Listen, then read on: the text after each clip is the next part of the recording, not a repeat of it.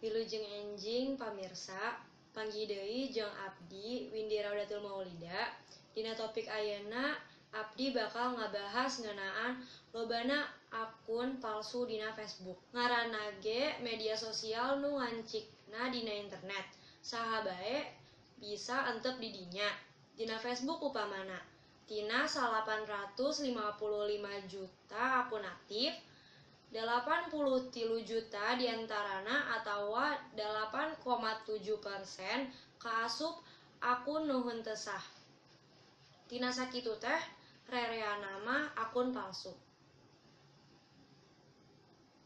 Nu disebut akun palsu ku Facebook nyaeta akun nu teu puguh bungke ieu kanana di dunia nyata. Upamana nu pake ngaran samaran, nu boga akun leuwih ti hiji, jeung sabagena.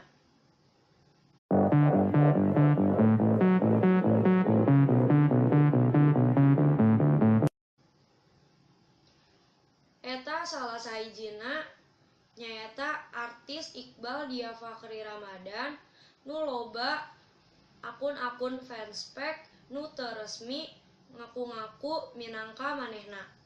Ieu contoh deui akun-akun nu make ngaran samaran.